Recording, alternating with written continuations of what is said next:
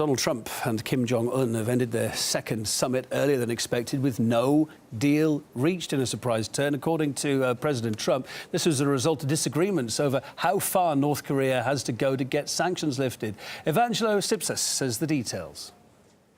The talks were cut short because no agreement was made. The two were actually supposed to have lunch and have a signing ceremony, which never happened because no agreement was made. Now, the reason behind that agreement was because Kim Jong-un, the president of North Korea, the leader of North Korea, actually wanted the sanctions, the United Nations sanctions on Pyongyang entirely lifted.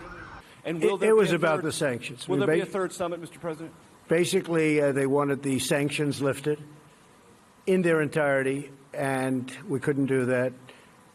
They were willing to denuke a large portion of the areas that we wanted, but we couldn't give up all of the sanctions for that. Donald Trump said that he could not give up entirely the sanctions. He cannot give us just whatever the DPRK leader wanted. So what he said is that it wasn't a good time to actually sign a deal, and sometimes that's what great leaders do. They just walk away for something to happen later on to potentially get a better deal.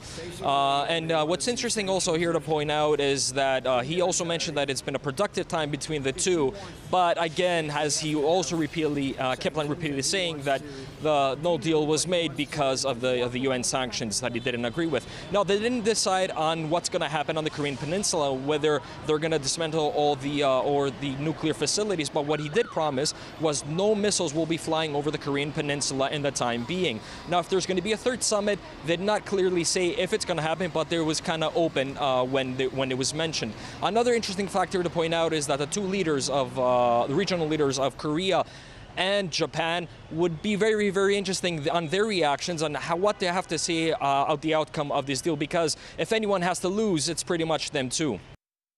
Let's go now to Jan Oberg, Director of the Transnational Foundation for Peace and Future Research. Hi there, thanks for your time. I'm sure you're looking on at that Trump media conference earlier on. Is it a case of a glass is not half empty, it's half full? Are you looking at the best of it? Is it making the best of a bad job here, or has genuine progress really been made, you think?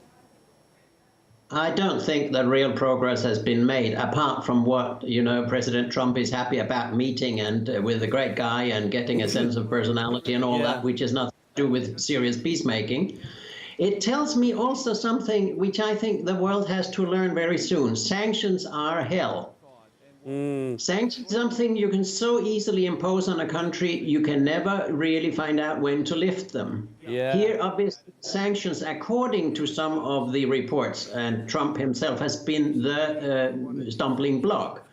And let me add, the whole media coverage of this, in my view, is wrong. We are not aware of the fact to which extent this is an asymmetric conflict. North Korea's military expenditures is 1% of those of the United States. South Korea has 5 times larger military expenditures than North Korea. You can't treat these two, as Trump does, as two equal parts. I asked this of our guest earlier on. Why has Trump taken this as such a pet project? And he was blaming previous administrations for not doing more in the past, particularly Obama, to let it get to this state in the first place, he said. But why is he so focused on this? Is it down to that maybe that promise of a Nobel Peace Prize possibly on the table, or is he genuinely worried about the dangers from North Korea, given what you've just said? I think that probably he believes that this is an easy piece of cake because the United States is so formidably stronger than North Korea, and that he can kind of bully or trick North Korea into these things. He's not even mentioned. Before the meeting, he said that we will see whether there would be a peace agreement. After all these years, there's still no peace agreement, which is very important to North Korea. I mean, he said it was an amicable walkaway, but I wonder behind... Sorry, Jan, he said it was an amicable walkaway and that progress had been made, and as we were saying earlier on, they got on really well. But I wonder, I mean, Trump says it was Trump who walked away. The deal simply wasn't good enough for the USA. I wonder if it really was the case behind the scenes. Do you get that vibe as well, that it was Trump that actually did the walking away here? Could it be more mutual?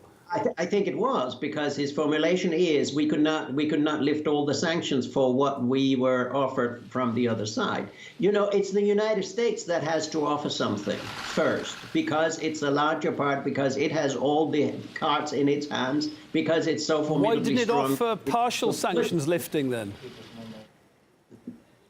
I don't understand why you couldn't do a partial lifting, where maybe North Korea would not accept a partial lifting but want it all lifted. I think that's a fair deal.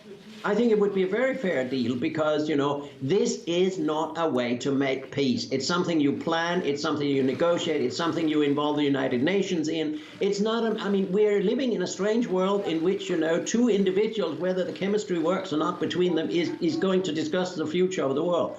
And I don't think Trump is very interested in nuclear weapons as such, because if he was really interested in getting rid of nuclear weapons, which would be fantastic for a U.S. president, he would never have treated Iran the way he has. Do you think, judging by all you said there, that Trump thought that North Korea would be more of a pushover than it's actually turned out to be? Because there's a lot of positive talk going into this today. To come out now, not even have a next scheduled meeting is quite odd, isn't it? It's very odd. That's why I think there's nothing really happening in terms of substance here. It's nice that they meet. If I had been in their situation, I would have spent the time together, getting to know each other, talked about some other issues, maybe taken in some other subjects, try to find, you know, get a sense of each other, maybe discuss when to meet again, under what conditions, what to prepare for the next meeting. Here, obviously, Trump has walked out, as far as I can see from the media. Yeah. I was not there, you see, but I think he has walked out because he said we can't do it. Final 30, sorry, but in final 30 seconds. OK, so it's not gone well for Trump. It's not gone that well for North Korea. Big loser, though, South Korea. And, of course, Japan looking on as well. They must be very disappointed. I think everybody's disappointed. Chinese media this morning are also disappointed, saying, you know, instead of saying directly, they say we will wait until we get more authoritative information about what really happened, which, I mean, to China, this is a very important thing, too, because the United States and South Korea are so strong militarily in this area. And everybody would love in the world to have a peace agreement between the two Koreas and a denuclearization, lifting of sanctions, and a better relationship. This has been dropped. This has been lost at this meeting, in my view. I'm not very hopeful for the future. Jan, we could talk for hours about this. Can't, as usual. Time's against us. Jan Oberg, Director of Transnational Foundation for Peace and Future Research. Lovely to see you again. Thank you.